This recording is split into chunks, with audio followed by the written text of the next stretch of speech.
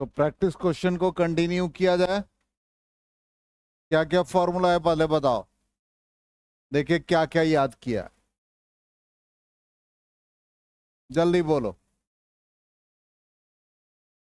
क्या क्या formula learn किया है वो पहले बताओ।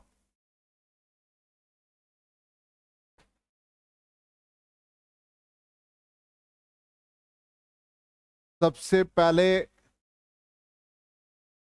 मैग्नेट का magnetic moment, pole strength into magnetic length जब बार मैग्नेट का होगा। यूनिट एम्पियर मीटर स्क्वायर या joule per tesla. Hi good morning sir. भैया आप आ जाते तो हमको लगता है मेरा कुछ अचीवमेंट है।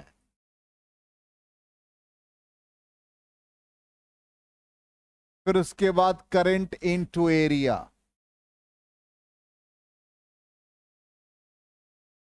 ये भी एम्पियर मीटर स्क्वायर और जूल पर टेस्ला।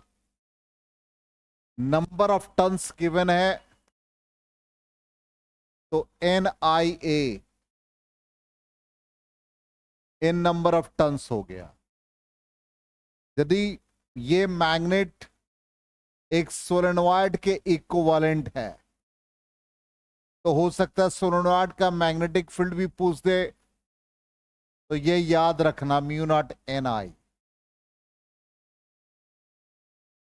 ये सब फॉर्मूला दिमाग में रखोगे। अब उसके बाद मैग्नेटिक फील्ड का वैल्यू एक पोल के लिए, पोल स्ट्रेंथ के लिए, तो ये हम लोग यहां पर पोल स्ट्रेंथ लिखते हैं और जहां मैग्नेटिक फील्ड निकालते हैं वो इस फॉर्म में आता है। अब इसी को अप्लाई किया था, मैग्नेटिक फील्ड एक्सियल लाइन का निकाला था mu naught by 4 pi 2m by D cube, R cube D cube जो भी है।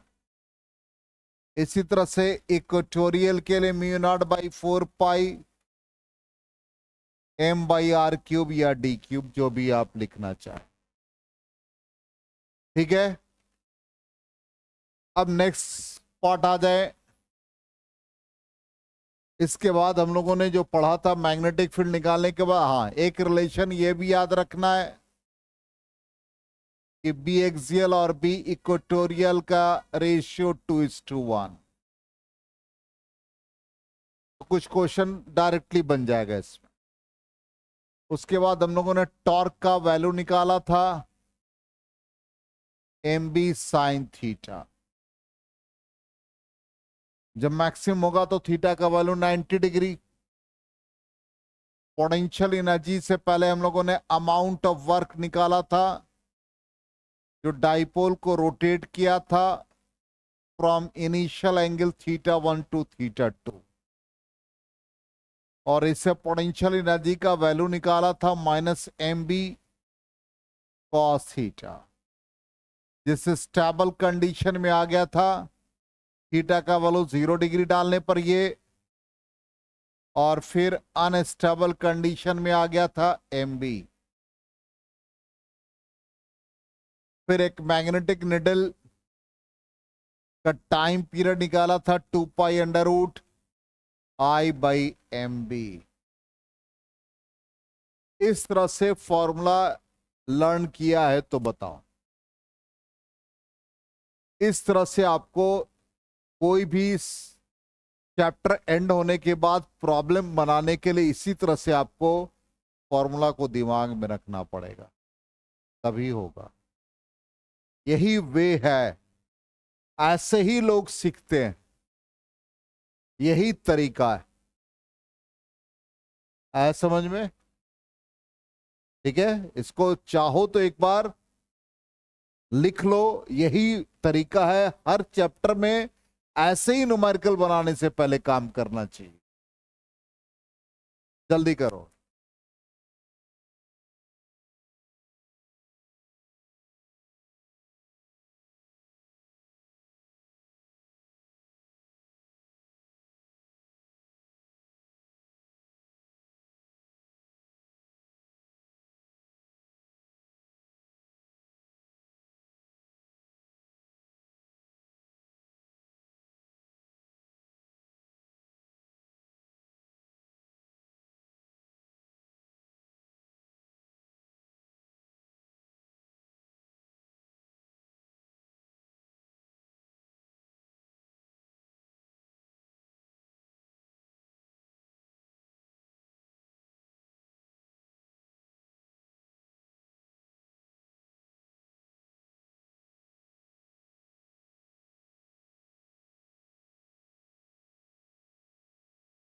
हो गया, नोट कर लिया?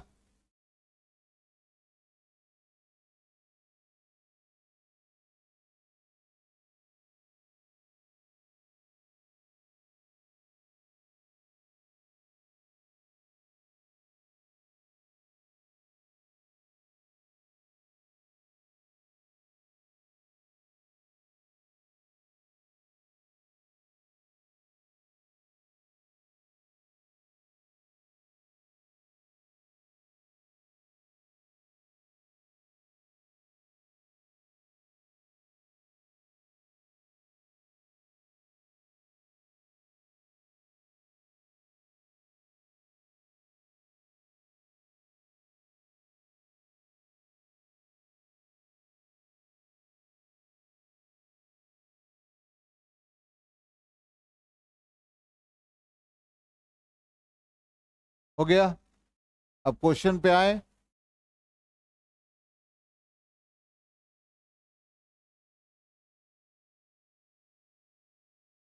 चलो अब क्वेश्चन, पहला क्वेश्चन रिपीट कर रहे हैं एक तरह से।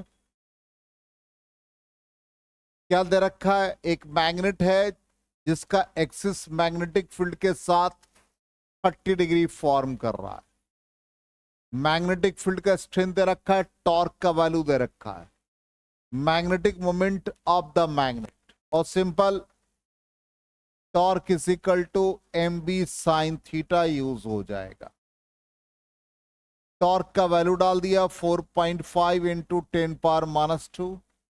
मैग्नेटिक मोमेंट निकालना है, मैग्नेटिक फील्ड दे रखा है, और साइन 30 का वैल्यू 1/2 ऑलरेडी बता दिया।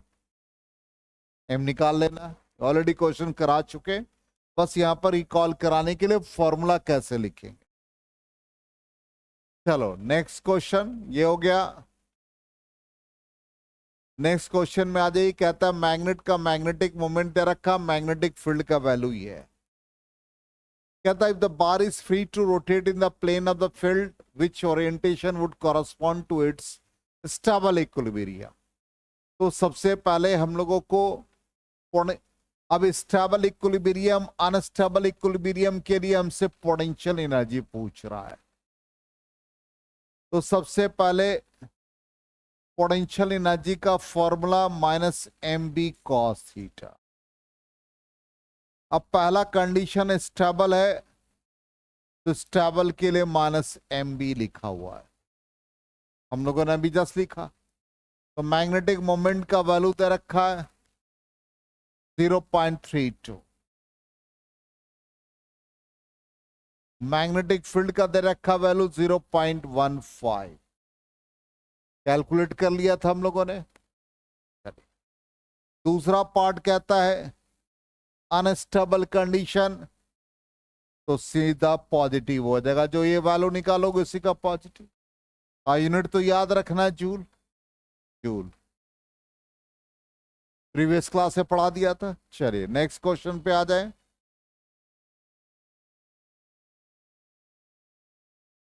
Third question. अब यहां पर कहता है कि एक सोलेनोइड है, और वो solenoid equivalent to bar magnet. हमने आपको बता भी रखा है कि सोलेनोइड का हर एक लूप एक मैग्नेट की तरह बिहेव करता है। तो ये लूप एक मैग्नेट बनेगा, मान लो ये डायरेक्शन क्लॉकवाइज एंटी क्लॉकवाइज पर डिपेंड करेगा, तो हर लूप ऐसा बिहेवियर दे रहा है। It is equivalent to a bar magnet, north pole south pole, ऐसा बन जाएगा। अब कहता है सोलेनोइड का नंबर ऑफ टर्न्स दे रखा है 800, ये कैपिटल एन है।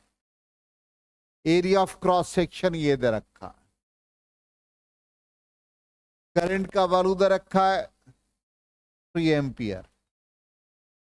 ठीक, what is the associated magnetic moment? तो मैग्नेटिक मोमेंट निकालना है। तो magnetic moment number of turns current into area, previous class में पढ़ा दिया था, ये वैल्यू भी निकाल दिया था। ठीक, उसके बाद कहता है the solenoid is free to turn about the vertical direction in an external uniform horizontal magnetic field what is the magnitude of the torque. तो मैग्नेटिक मोमेंट निकल गया, तो टॉर्क का वैल्यू क्या हो गया, एम बी साइन थीटा। यहां से मैग्नेटिक मोमेंट का वैल्यू डाल देंगे, और मैग्नेटिक फील्ड कितना दे रखा है 0.25 डाल देंगे। एंगल कितना दे रखा है डायरेक्शन ऑफ मैग्नेटिक फील्ड के साथ 30, साइन 30 का वैल्यू डाल देंगे। तो ये प्रीवियस क्लास में तीनों क्वेश्चन हम लोग कर चुके थे। ठीक, अब हम लोग आगे बढ़ते हैं। तीन ही क्वेश्चन हुआ था, तीन हुआ था ना, हाँ। चलिए अब आ जाइए नेक्स्ट क्वेश्चन। अब देखते हैं, सबसे पहले आयुष बताएगा क्या करना है इसमें। चलो, क्या है, मैग्नेटिक मोमेंट दे रखा है, तो जब भी हम लोग सॉल्व करेंगे तो ऐसे डेटा को पहले लिख देते हैं। Joule per tesla lies aligned with the direction of uniform magnetic field, तो बी का वैल्यू 0.22 टेस्ला है। कहता what is the amount of work required by an external torque to turn the magnet so as to align its magnetic moment। Amount of work कहता है कितना होगा, तो ए part में हम आ जाए अमाउंट ऑफ वर्क। तो अमाउंट ऑफ वर्क का फॉर्मूला है M B cos theta 1 minus cos theta 2। अब ध्यान दोगे, क्वेश्चन को पढ़ने की हैबिट थोड़ा ढंग से डालो। कहता what is the amount of work required by an external torque to turn the magnet so as to align its magnetic moment. कितना टॉर्क लग रहा है जिससे वो मैग्नेटिक मोमेंट के, उसका जो मैग्नेट का मैग्नेटिक मोमेंट है वो अलाइन हो जाएगा। फील्ड ऐसे, मैग्नेट ऐसे। अब कहता है कितना टॉर्क की जरूरत पड़ेगी, या तो ये टर्न ऐसे हो या ऐसे हो। तो पहला कंडीशन क्या कहता है, टॉर्क निकालना है। ठीक, तो पहले तो हम लोगों को क्या निकालना, अमाउंट ऑफ वर्क निकाल दिया। अब normal to the field direction, opposite to the field direction, what is the torque in both cases. तो पहले हम लोग अमाउंट ऑफ वर्क, तो पहला अमाउंट ऑफ वर्क कितना आ जाएगा, कहां लेके जा रहे इसको, इनिशियल वैल्यू कितना है 0 डिग्री। तो इनिशियल कॉस 0 डिग्री कहां तक लेके गए, नॉर्मल टू द फील्ड। क्या गया ये, एम बी कॉस 0 डिग्री। दूसरे वाले पार्ट में क्या गया, एम बी इनिशियली तो ऑलरेडी अलाइन किया हुआ है। अब दूसरा क्या कहता है, opposite to the field, means cos 180 degree.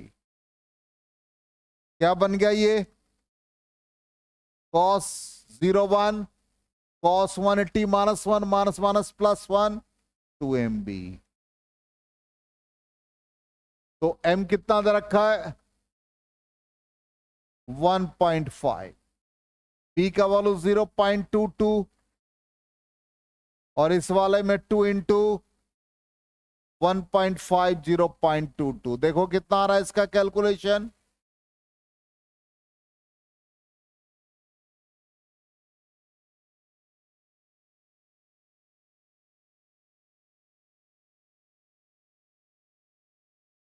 Zero 0.33। बहुत स्लो अभी भी, और ये 0.66 मिल गया। अब बी पार्ट में कहता है व्हाट इज द टॉर्क। तो पहला क्या, नॉर्मल टू द फील्ड, तो एम बी साइन 90 डिग्री। तो मैग्नेटिक मोमेंट इनटू बी का वैल्यू यही आ जाएगा। तो ये फर्स्ट हो गया जब नॉर्मल टू द फील्ड रखा। सेकेंड कंडीशन क्या कहता है, opposite to the field direction, मतलब cos 1 थीटा 180 डिग्री, तो M B sine 180 degree, it becomes 0। देखो आंसर है,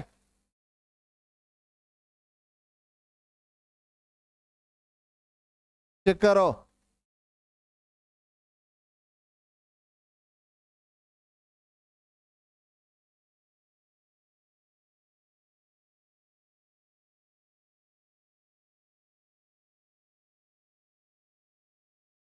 मिला answer? Question number 4, second slide question का। अब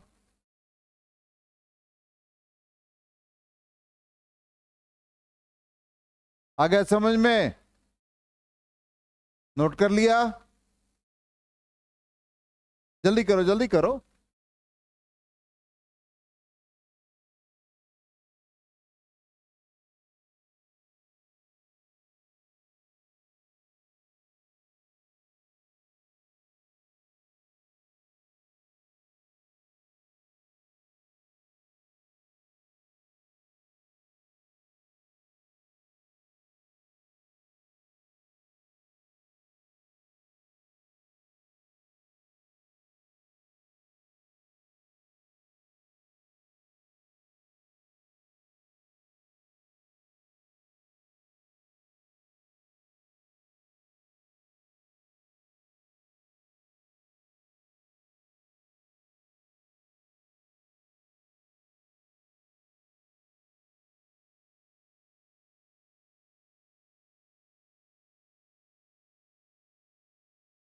कितना? 10,000?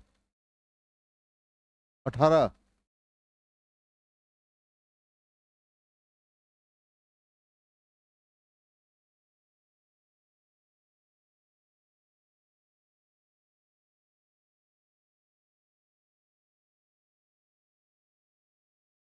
संजय कुमार के नाम से।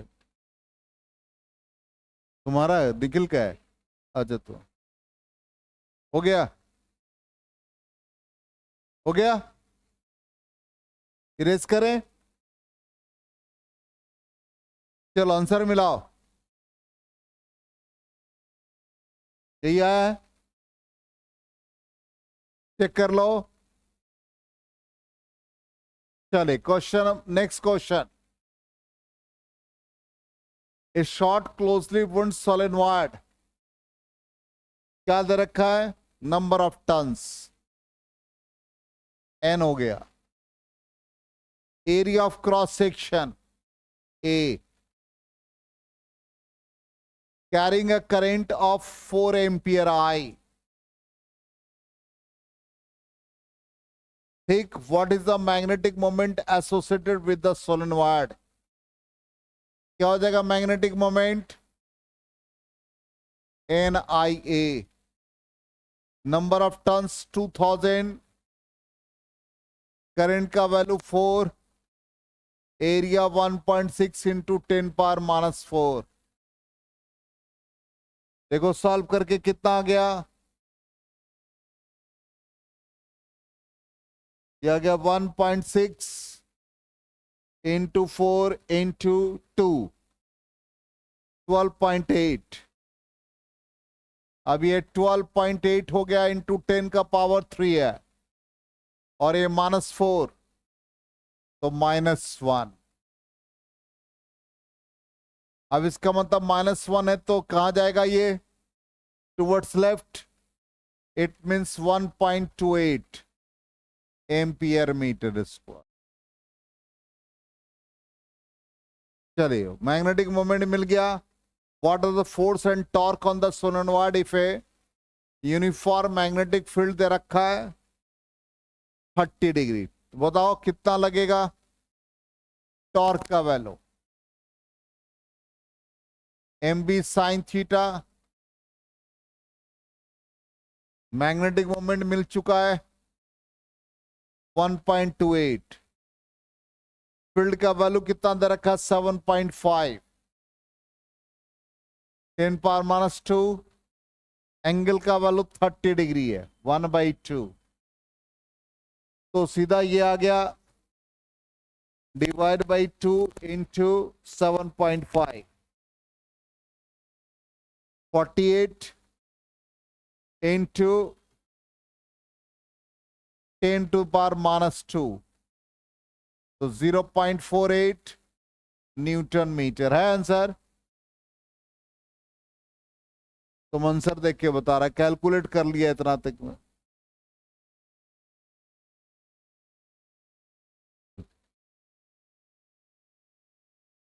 आया समझ में? नोट कर लो, फिर आगे बढ़ते हम लोग।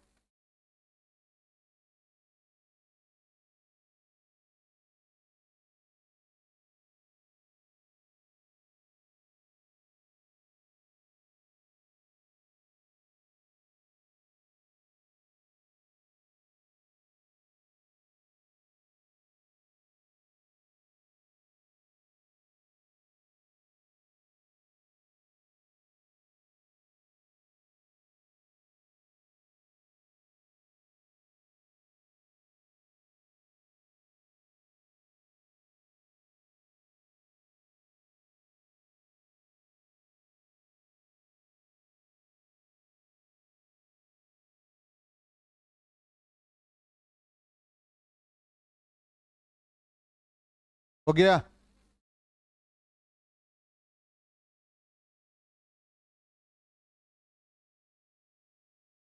चलो अब आ जाओ नेक्स्ट क्वेश्चन पे। आंसर पहले देख लो, यही है नेक्स्ट क्वेश्चन। कहता magnetic dipole is under the influence of two magnetic fields B1 B2। The angle between the field direction is 60 degree and one of the field has a magnitude दे रखा है। If the dipole comes to stable equilibrium at an angle of 15 degree with this field, what is the magnitude of other field? सोचो, दो magnetic field है, एक 60 degree, और dipole को जब stable equilibrium में ला रहे हैं तो एंगल कितना फॉर्म कर रहा है? 15 डिग्री। इसका मतलब टर्न कहां से कहां तक करा दिया? तो मैग्नीट्यूड ऑफ अदर फील्ड पूछा है, इसका मतलब कि डाइपोल को टर्न कराया, तो पहला जो टर्निंग इफेक्ट से टॉर्क मिला वो मैग्नेटिक फील्ड B1 एंगल θ1। दूसरा जो टॉर्क प्रोड्यूस हुआ MB2 साइन θ2। दोनों का magnetic field, magnetic moment same है, तो ऑब्वियसली यहां पर दोनों का टॉर्क भी इक्वल। रीजन क्या? फील्ड स्ट्रेंथ और एंगल वेरिएबल है, ठीक। तो यहां पर दोनों का इक्विलिब्रियम कंडीशन में जब आएगा तो दोनों का टॉर्क इक्वल होगा। तो MB1 sine θ1, MB2 sine θ2। M और M कैंसिल हो गया,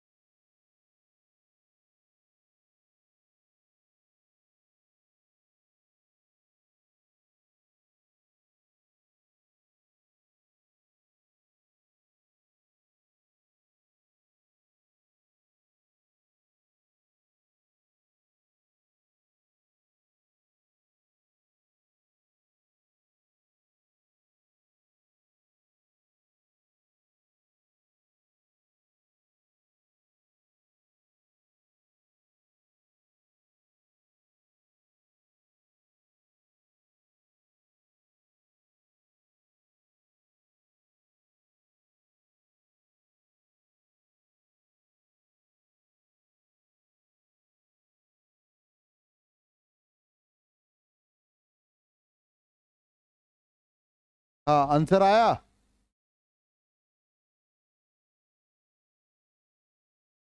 तो साइंस 30 का वैल्यू कितना, तो अप्रॉक्स हाफ करके देखो।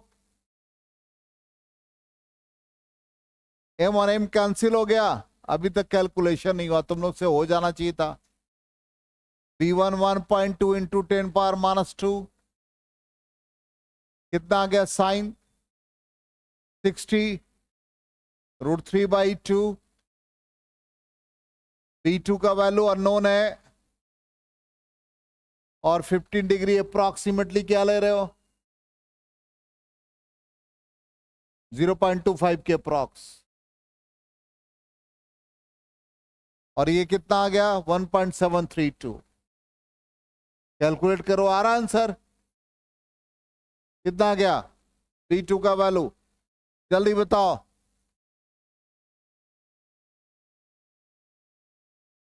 4.4 इंटू 10⁻³ टेस्ला हो गया। चलिए आंसर देख लीजिए। हाँ ठीक है, आंसर देख के तो नहीं बोला है। अब कहता है यहां पर मैग्नेटिक मोमेंट दे रखा, मोमेंट ऑफ इनर्शिया दे रखा, सिंपल हार्मोनिक मोशन है और इसका मैग्नेटिक फील्ड का स्ट्रेंथ दे रखा है, टाइम टेकन फॉर 10 ऑसिलेशन। तो एक ऑसिलेशन के लिए पहले टाइम पीरियड निकालो, 2π√I/mb, पाई का वैल्यू 3.14, रूट में मोमेंट ऑफ इनर्शिया आ गया 6.7, 10⁻⁻²। मैग्नेटिक मोमेंट का वैल्यू कितना है,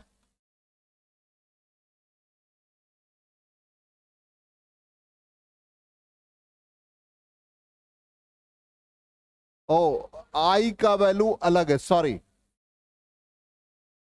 आई का वैल्यू मोमेंट ऑफ इनर्शिया है 7.5, 10⁻⁻6 है और m का वैल्यू 6.7 इंटू 10⁻⁻2 है और फील्ड का वैल्यू 0.01 है। अब ये 2 इंटू 3.14 कैलकुलेशन देखिए, तो 7.5 डिवाइड बाई 6.7 करो और जो आ रहा है उसको भी डिवाइड करो।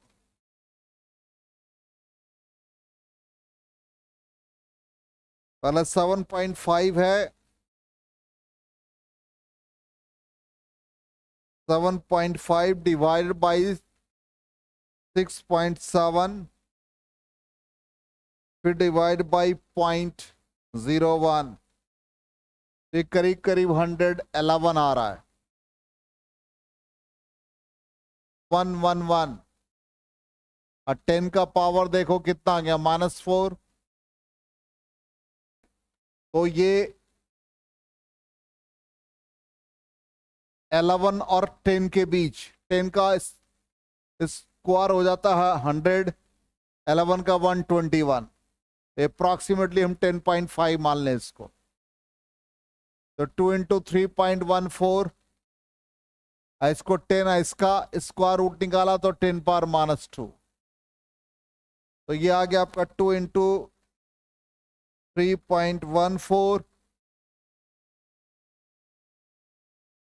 6.28 और इनको 10 का पावर -1, तो 0.628 फॉर वन ऑसिलेशन।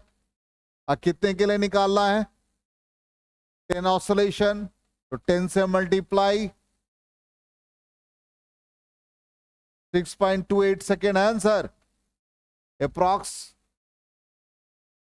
हाँ कोई बात नहीं, आगे समझ में, निकालने का तरीका, आगे बढ़े।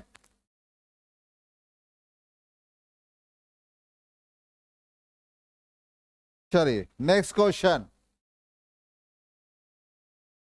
कहता bar magnet uniform magnetic field vibrate कर रहा, टाइम पीरियड दे रखा है। If the field strength is increase to 4 times, कितना टाइम पीरियड में चेंजेस हो गया, टाइम पीरियड और मैग्नेटिक फील्ड के बीच क्या रिलेशन है? जल्दी बताओ। Square root of field. तो पहला टाइम पीरियड 3 सेकेंड और दूसरा टी इनवर्सली है, तो नया वाला मैग्नेटिक फील्ड कितना हो गया? 4 टाइम्स। कितना आ गया टाइम पीरियड?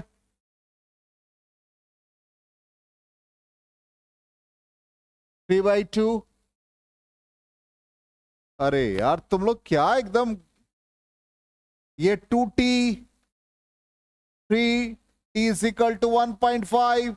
आंसर सिंपल है।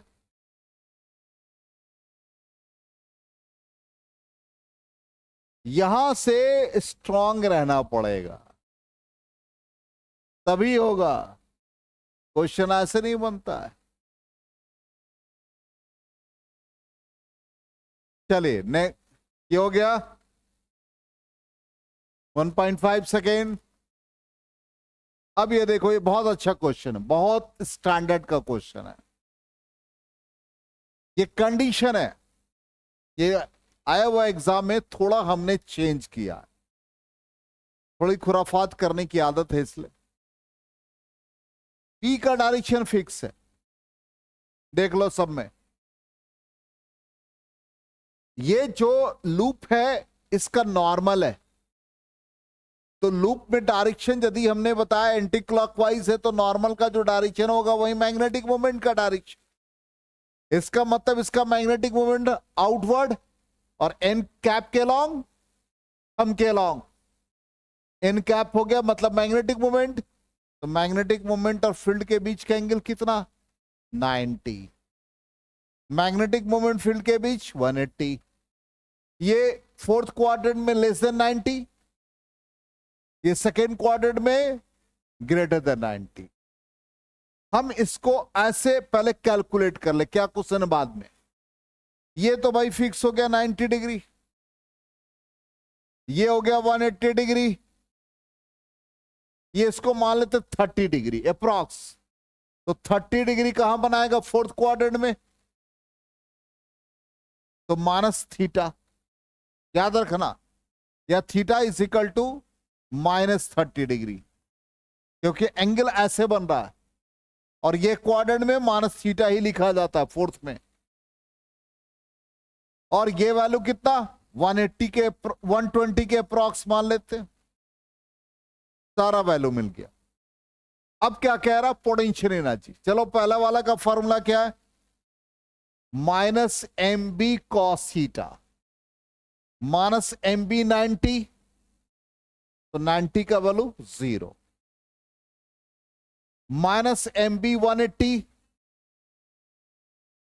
प्लस हो गया -mb थीटा -mb cos 30, तो u इज इक्वल टू क्या बना? -mb √3/2। ये क्या बना? -mb cos 120, cos 120 का वैल्यू -12, तो -mb इंटू -12 mb/2। सबसे ज्यादा पोटेंशियल एनर्जी किसमें? इस वाले में। सेकेंड का पोटेंशियल एनर्जी सबसे ज्यादा, उसके बाद देखो किसका? फोर्थ का, उसके बाद देखो किसका? 1 का, उसके बाद किसका? थर्ड का। अब क्या कहता है? इंक्रीजिंग ऑर्डर, उल्टा कर दो, ये डिक्रीजिंग ऑर्डर है, तो third less than 1, less than 4, less than second. Answer इसी फॉर्म में होगा।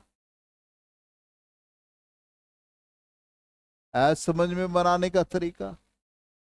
अब 2 क्वेश्चन है, वो होमवर्क है, वो बना के लाइएगा। आगे समझ में कैसे अटेम्प्ट करना है? क्लियर? इरेज करें। चलिए तो हम लोग फिर नेक्स्ट क्लास में मिल रहे हैं।